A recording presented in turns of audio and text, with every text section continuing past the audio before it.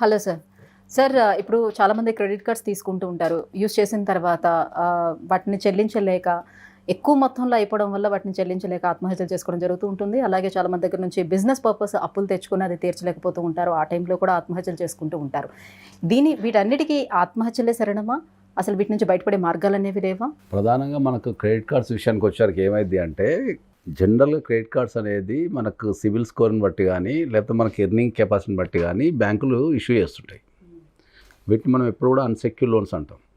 Unsecured loans అంటే ఏంది అంటే, మనకు బ్యాంక్ మన దగ్గర నుంచి ఏది తనఖా పెట్టుకోకుండా ఓన్లీ మన ఎర్నింగ్ కెపాసిటీ చూసి, మన పేమెంట్ రికార్డ్ చూసి మన క్రెడిట్ కార్డులు కానీ, పర్సనల్ లోన్స్ కానీ ఇష్యూ చేస్తుంటాయి. అవి ఇష్యూ చేసినప్పుడు ఏమైంది అంటే, అది ప్రతి వ్యక్తికి జీవితంలో ఏదో ఒక దశలో కంపల్సరీ వాళ్ళకు 100% ఏదైనా ఒక ఫైనాన్షియల్గా క్రైసిస్ వచ్చేస్తుంది. వాళ్ళ ఇంట్లో ఆరోగ్యాలు బాగలేకపోవటం కావచ్చు, లేదా మనకేమన్నా ఇంట్లో పెళ్ళికి సంబంధించిన ఎక్స్పెన్సెస్ కానీ, లేకపోతే హౌస్ కట్టుకోవడం కానీ, లేకపోతే ఎడ్యుకేషన్ పర్పస్ కావచ్చు, బిజినెస్ చేసి లాస్ అయిపోయి ఉండొచ్చు. రకరకాల కారణాల ద్వారా ఏంటంటే జీవితంలో ఎప్పుడో ఒక దగ్గర ఎప్పుడొకప్పుడు కంపల్సరీ ఫైనాన్షియల్ డిస్టర్బెన్స్ అనేది ఏర్పడుతుంది ఎవరికైనా లైఫ్లో. దాన్ని వాళ్ళు ఎంత త్వరగా కోలుకుంటారు అనేది వాళ్ళకున్న కెపాసిటీని బట్టి, వాళ్ళ ప్లానింగ్ని బట్టి రకరకాల కారణాలు ఉంటాయి మనకు. సో ఎప్పుడైతే జనరల్గా ఏమవుతుందంటే, మనకు ఈ మధ్య కాలంలో ఈ క్రెడిట్ కార్డు కట్టలేక ఆత్మహత్య చేసుకోవడం కానీ, లేదా ఇల్లు ఖాళీ చేసి వెళ్ళిపోవడం కానీ ఇట్లాంటివన్నీ చేస్తుంటారు జనరల్గా. మనం అందరికీ ఏం చెప్తున్నాము అంటే ఏంటంటే, ప్రతి వ్యక్తి జీవితంలో ఫైనాన్షియల్ క్రైసిస్ వచ్చినప్పుడు, క్రెడిట్ కార్డులు కానీ, పర్సనల్ లోన్ కానీ కట్టలేని పరిస్థితి వచ్చినప్పుడు మనం కోర్టుకు వెళ్ళి మనం ఇంజెక్షన్ ఆర్డర్ వేసుకునే ప్రొవిజన్ ఉంది మనకు. సో మీరు కోర్టులో కనుక ఈ క్రెడిట్ కార్డులు కట్టలేము, ఈ కారణాల వల్ల మాకు ఈ ఆర్థిక ఇబ్బందుల వల్ల నేను బిజినెస్ చేయటం కానీ, లేకపోతే మోసపోవటం కానీ, ఈ క్రెడిట్ కార్డులు ఎక్కువ మా దగ్గరకు వచ్చే కేసులలో ఏంటంటే, ఎక్కువ క్రెడిట్ కార్డులు వీళ్ళు ఆన్లైన్ ట్రేడింగ్ చేసి లాస్ అవుతుంటారు ఎక్కువ. ఆన్లైన్ ట్రేడింగ్ కానీ, లేకపోతే ఫ్రెండ్స్కి ఇచ్చి మోసపోవడం కానీ. సరే బిజినెస్లో ఏంటంటే మనకు ఒక 50 days బ్రీతింగ్ పీరియడ్ వస్తుంది అని చెప్పి వాటిని వాడటం కానీ చేస్తుంటారు. అది ఓవర్ అయిపోయిన తర్వాత ఎక్కడో దగ్గర ఒక ఫైనాన్షియల్ మిస్మేనేజ్మెంట్ జరిగి వాళ్ళు డెఫినెట్లీ ఆ ఫైనాన్షియల్ క్రైసిస్కి వెళ్ళిపోతారు. సో మనం అందరికీ స్ట్రాంగ్గా చెప్పేది ఏంటి అంటే, ఏ కారణం చేతనైనా సరే మీరు క్రెడిట్ కార్డులు కట్టలేకపోతే, లేకపోతే మీరు ఈ హరాస్మెంట్ ఎవరైతే ఉన్నారో, ఈ క్రెడిట్ కార్డులు కట్టనప్పుడు ఏమవుతుంది అంటే, బ్యాంక్ వాళ్ళు థర్డ్ పార్టీని పంపిస్తారు మన దగ్గరికి. మనం వాళ్ళని రికవరీ ఏజెంట్స్ అని చెప్తాం. సో ఈ రికవరీ ఏజెంట్స్ అనేది బ్యాంక్ వాళ్ళ చేత నియమించబడ్డ వాళ్ళే తప్ప బ్యాంక్ వాళ్ళు కాదు.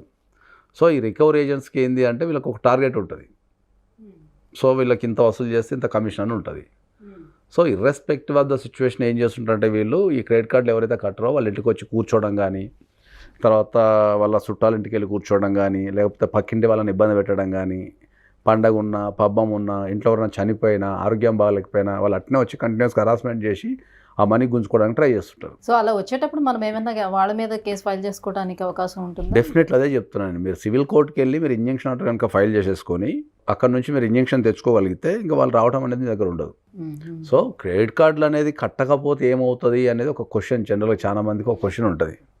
క్రెడిట్ కార్డులు కట్టకపోతే ఏమవుతుంది అంటే, ప్రధానంగా సిబిల్ అనేది మనకు ఖరాబ్ అవుతుంది. సిబిల్ స్కోర్ ఖరాబ్ అయినప్పుడు ఏంటంటే మనకు ఫ్యూచర్లో లోన్లు వచ్చే అవకాశం ఉండదు. ఈ క్రెడిట్ కార్డులకు సంబంధించి అంతా యూత్ అంటే ఒక 30 బిలో ఉన్న వ్యక్తులే క్రెడిట్ కార్డ్స్ అనేది ఎక్కువ యూజ్ చేస్తుంటారు. ప్లస్ వీళ్ళు మాత్రమే ఈ ఫైనాన్షియల్ క్రైసిస్లు అయిపోయి క్రెడిట్ కార్డులు కట్టకపోతే మీకు వచ్చే ప్రాబ్లం ఏముంటుందంటే, సిబిల్ అనేది ఖరాబ్ అవుతుంది. సిబిల్ స్కోర్ పెరగడానికి కూడా క్రెడిట్ కార్డ్స్ యూస్ చేస్తేనే ఎక్కువగా పెరిగేదానికి ఛాన్స్ ఉంటుందని కూడా చెప్తాయి బ్యాంకులన్నీ. Yes, definitely credit card CIBIL పెరగడానికి కూడా, లోన్లు రావడానికి కూడా ఏంటంటే, మీరు క్రెడిట్ కార్డులు తీసుకున్న తర్వాత పర్సనల్ లోన్స్ కానీ, క్రెడిట్ కార్డ్స్ కానీ, ఎనీ కన్జ్యూమర్ లోన్స్ కానీ తీసుకున్న తర్వాత వాటిని ఎంత పర్ఫెక్ట్ కడితే అంత సిబిల్ పెరుగుతూ ఉంటుంది. సో ఎంత సిబిల్ మంచిగా ఉంటే మళ్ళీ వాళ్ళంతా మీకు లోన్స్ అనేటివి మళ్ళీ ఆఫర్ చేస్తూ ఉంటారు, ఇచ్చే అవకాశం ఉంటుంది. సో బీయింగ్ ఏ పర్సన్ నేను ఏం చెప్తుంటా అంటే, క్రెడిట్ కార్డులు అనేటివి జనరల్గా కట్టడానికి ట్రై చేయండి. ఏదన్నా కట్టలేని పరిస్థితి ఉంది. ఎందుకంటే చాలామంది క్రెడిట్ కార్డుల దగ్గరకు వచ్చారు, వాళ్ళు చేసే ప్రధాన తప్పు ఏంటంటే, 1 లక్ష రూపాయలు క్రెడిట్ కార్డు వాడతారు. నెక్స్ట్ మంత్ కడదాంలే వచ్చేస్తాయి కదా 1 లక్ష రూపాయలు అని చెప్పేసి వాడతారు. వాడిన తర్వాత ఏం చేస్తారంటే, ఆ నెక్స్ట్ మంత్కి వీళ్ళు కట్టలేరు. మళ్ళీ ఏదో ఖర్చు ఇంకోటో వస్తుంది, లేకపోతే రావాలనుకున్న పైసలు ఏమో రావు, ఏదో వచ్చేసి కట్టలేరు. కట్టనప్పుడు ఏం చేస్తారు, ఆ క్రెడిట్ కార్డు కడతానికి ఏం చేస్తారంటే ఇంకో క్రెడిట్ కార్డుకి ఇస్తారు, ఆ క్రెడిట్ కార్డుకి దీన్ని కడతారు. సో వీళ్ళు ఈ క్రెడిట్ కార్డుని వాడుతూ దాన్ని వాడుతూ దీన్ని ఇందులోనే ఈ మిక్సప్ అని చేయటం వల్ల ఉన్న క్రెడిట్ కార్డులన్నీ మొత్తం డ్రై అయిపోయి మీకు సిబిల్ ఖరాబ్ కావటము, కట్టలేకపోవటము. చాలామందికి క్రెడిట్ కార్డ్స్కి ఉన్న మనకు అప్పు ఒక 15 నుంచి 20, 30, 40 లక్షలు ఉంటుంది. వీళ్ళ సంపాదన వచ్చేసి యావరేజ్గా 50 to 1,50,000 మధ్యలో ఉంటుంది. సో వీళ్ళ క్రెడిట్ కార్డ్ బిల్స్ ఏవైతే ఉంటాయో అవి మినిమం పేమెంట్ అంటే వాళ్ళ సంపాదన ఆధారంగా చేసుకునే క్రెడిట్ కార్డ్స్ ఆ లిమిట్ అనేది ఇవ్వడం జరుగుతుంది కదా వాళ్ళకి. డెఫినెట్లీ. కాకపోతే ఏ బ్యాంక్కి ఆ బ్యాంకే చూస్తుంది కదా, అన్ని బ్యాంకులు కలిపి ఒక దగ్గర చూడవు కదా. ఇప్పుడు ఎస్బీఐ ఉందనుకో, ఎస్బీఐ దృష్టిలో వాడు 1.5 సంపాదిస్తున్నాడు కాబట్టి నేను ఇవ్వచ్చు అనుకుంటుంది. అదే ఎస్ బ్యాంక్కి వెళ్ళారనుకో, ఎస్ బ్యాంక్ కూడా 1.5 చూసే ఇస్తాడు కదా. సో అది కలెక్టివ్గా చూడరు, ఇండివిజువల్గా చూస్తారు కాబట్టి దాన్ని చూసి ఇచ్చేస్తారు. కాబట్టి అందరికీ చాలా స్ట్రాంగ్గా చెప్పేది ఏంటంటే, మీరు ఏ కారణం చేతనైనా సరే క్రెడిట్ కార్డ్స్ కట్టకపోతే, కట్టే స్తోమత లేకపోతే మీరు కోర్టులో కనుక ఇంజక్షన్ ఆర్డర్ వేసుకొని మీరు కోర్టు నుంచి ఒక 2 to 3 years మనం టైం గెయిన్ చేసే అవకాశం ఉంటుంది. దాని తర్వాత కూడా మనకి లోన్స్ రావంటారా ఇట్లా వేసుకోవడం వల్ల కూడా? సిబిల్ ఖరాబ్ ఉన్నంత కాలం ఎప్పుడు లోన్స్ రావు. ఇవన్నీ క్లియర్ చేసేస్తే వస్తాయి. మనము ఓటీఎస్ చేసుకోవచ్చు. మనం జనరల్గా ఓటీఎస్ కనుక చేసుకుంటే డెఫినెట్లీ మీకు మళ్ళీ లోన్స్ అన్నీ క్లియర్ చేయాలి. మళ్ళీ ఇప్పుడు ఒక 10 క్రెడిట్ కార్డ్స్ అనుకుందాం, మనం 9 క్లియర్ చేసి మళ్ళీ ఒకటి పెండింగ్ పెట్టినా కూడా మళ్ళీ రాదు. సో అవుట్ ఆఫ్ ద 10కి 10 మనం క్లోజ్ చేస్తేనే మనకు క్రెడిట్ కార్డ్స్ వచ్చే అవకాశం ఉంటుంది. నాట్ ఓన్లీ క్రెడిట్ కార్డ్స్, ఇప్పుడు ఎవరు ఏ వ్యాపారం చేయాలన్నా, ఎంత పెద్ద బిజినెస్ మ్యాన్లు ఇటీవల కాలంలో ఎవరు ఏ వ్యాపారం చేయాలన్నా, ఇల్లు కట్టుకోవాలని దేనికైనా లోన్స్ అనేది తీసుకుంటున్నారు కదా. ఆ లోన్స్ కట్టలేని పరిస్థితుల్లో కూడా ఎలా ఉంటుంది? మనం ప్రధానంగా బ్యాంకింగ్ సెక్టార్ నుంచి, బ్యాంకింగ్లో మనకు బ్యాంకింగ్ ఒకటి ఉంటుంది, నాన్ బ్యాంకింగ్ అని ఒకటి ఉంటుంది. నాన్ బ్యాంకింగ్ అంటే ఏంటంటే జనరల్గా ప్రైవేట్ ఫైనాన్షియల్కి సంబంధించినన్నింటినీ మనం నాన్ బ్యాంకింగ్ అంటాం. నాన్ బ్యాంకింగ్ అంటే ఏంది, మనకు ఇప్పుడు శ్రీరామ్ ఫైనాన్స్ కావచ్చు, చోళమండలం ఫైనాన్స్ కావచ్చు, తర్వాత నేవీ ఫైనాన్స్ అని ఇట్లా రకరకాల కంపెనీస్ ఉంటాయి. సో వీళ్ళు కానీ మనకు బ్యాంకింగ్ అంటే ఇప్పుడు కెనరా బ్యాంక్ కావచ్చు, ఎస్బీఐ కావచ్చు, ఇవన్నీ మనం బ్యాంకింగ్ అంటాం, బ్యాంకింగ్ సెక్టర్ అంటాం.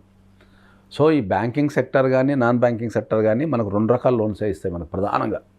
ఒకటి సెక్యూర్ లోను, 2 అన్సెక్యూర్ లోన్. సెక్యూర్ లోన్ అంటే ఏంటి అంటే మన దగ్గర ఉన్న ఏదో ఒకటి తాకట్టు పెట్టుకొని ఇచ్చేదాన్ని సెక్యూర్ లోన్ అంటాం. సో మన దగ్గర ఉన్న ఏదో ఒకటి తాకట్టు పెట్టుకొని ఇస్తారు కాబట్టి ఏదన్నా కారణం చేత మనం కట్టకపోతే ఆ సెక్యూరిటీని గుంజుకునే అధికారం, లేదా దాన్ని అమ్ముకొని లోను వసూలు చేసుకునే అధికారం ఆ బ్యాంకింగ్కి కానీ లేదా మనకు ఫైనాన్షియల్ ఇన్స్టిట్యూషన్ కానీ ఉంటుంది. సో సెక్యూర్ లోన్స్లో బ్యాంకింగ్ కానీ, బ్యాంకర్స్ కానీ, ఫైనాన్షియల్ ఇన్స్టిట్యూట్స్ కానీ పెద్ద టెన్షన్ తీసుకోరు, ఎందుకంటే వాళ్ళ చేతిలో ఆల్రెడీ ఒక సెక్యూరిటీ ఉంది కాబట్టి. దీనికి మనకు రకరకాల మళ్ళీ ఇప్పుడు ఆ సెక్యూర్ లోన్ వసూలు చేసుకోవడానికి కూడా మళ్ళీ చట్టంలో ప్రొవిజన్స్ ఉంటాయి. ఇప్పుడు మీరు ఇంతకుముందు అన్నట్టు ఇప్పుడు మనం బిజినెస్ లోన్ కనుక తీసుకుంటే మనం జనరల్గా ఇల్లు తనఖా పెట్టి కానీ, మార్టిగేజ్ పెట్టి కానీ, మనం ప్రధానంగా సెక్యూర్ లోన్కి వచ్చారికి ఎప్పుడైనా కూడా ఏంటంటే మనం భూములు ఎక్కువ సెక్యూర్ చేస్తుంటాం. భూములు కానీ, అసెట్స్ కానీ మనం ఇమ్మూవబుల్ ప్రాపర్టీస్నే మనం సెక్యూరిటీ కింద పెట్టి లోన్స్ తీసుకుంటుంటాం. ఇమ్మూవబుల్ ప్రాపర్టీస్ అంటే ఏముంటాయి మనకు జనరల్గా బిల్డింగ్స్, ఫ్లాట్స్, తర్వాత ఓపెన్ ప్లాట్స్, ఇవన్నీ ఇమ్మూవబుల్ సెక్యూరిటీ ఉంటాయి. ఇంకా మనం పెట్టగలిగేటి ఏముంటాయి, మూవబుల్ సెక్యూరిటీ అంటాం. మూవబుల్ సెక్యూరిటీ అంటే ఏముంటుంది అంటే మనకు షేర్స్ కూడా పెట్టుకొని లోన్స్ ఇస్తారు. తర్వాత బంగారం పెట్టుకొని కూడా లోన్స్ ఇస్తారు. కొన్ని సందర్భాల్లో వెహికల్స్ పెట్టుకొని కూడా లోన్స్ ఇస్తారు. ఇవన్నీ మూవబుల్ అంటాం. సో ఎక్కువ లోన్స్ సెక్యూర్ లోన్స్లో ఏంటంటే ఇమ్మూవబుల్ ప్రాపర్టీకి సంబంధించిన లోన్సే ఉంటాయి. ఇమ్మూవబుల్ ప్రాపర్టీకి సంబంధించిన ఏదైతే లోన్స్ వాళ్ళు రికవరీ చేసుకోవాలంటే దానికి డెట్ రికవరీ ట్రిబ్యునల్ ఒక కోర్టు ఉంటుంది, దాన్ని సర్ఫేసీ యాక్ట్ అంటారు.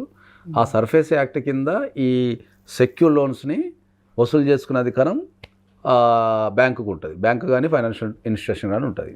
When it comes to the unsecure లోన్కి మ్యాక్సిమం ప్రొవిజన్స్ లేవు, వసూలు చేసుకునే ప్రొవిజన్స్ మ్యాక్సిమం లేవు. కొన్ని ఉన్నాయి, ఏమంటాయి ఆర్బిట్రేషన్ యాక్ట్ అని కానీ, లేకపోతే సెటిల్మెంట్ యాక్ట్ అని 2-3 యాక్ట్లు ఉన్నాయి, కానీ అంత పవర్ఫుల్ యాక్ట్స్ కావాలి. సో ఎప్పుడైతే బ్యాంకింగ్కి వసూలు చేసుకునే అధికారం పవర్ లేదో అప్పుడే ఈ రికవరీ ఏజెంట్స్ అనేది ఎంటర్ అవుతారు. సో ఎప్పుడైతే బ్యాంకింగ్ ఆ పవర్ ఉండదో బ్యాంకింగ్ ఏం చేస్తుంటే ఒక థర్డ్ పార్టీకి ఇచ్చేస్తుంది. అరే నాకు పలానాడు పైసలు ఇవ్వాలి, నువ్వు తెచ్చుకోపో అని చెప్పి, నువ్వు తెచ్చుకోపోనికి ఇంత కమిషన్ ఇస్తా అంటుంది. అప్పుడు తప్పు బ్యాంకింగ్ మీదకి రాదు, రికవరీ ఏజెంట్ల మీదకి వస్తుంది. సో రికవరీ ఏజెంట్ యొక్క లక్ష్యం ఏముంటుంది అంటే వాడికి ఎంత వసూలు చేస్తే అంత కమిషన్ అయ్యి వస్తుంటుంది. కాబట్టి వాడు అదే పనిగా తెల్లవారులు మన ఇంట్లో కూర్చోవడము, పక్క వాళ్ళని డిస్టర్బ్ చేయడము వీళ్ళంతా చేస్తూ ఉంటారు.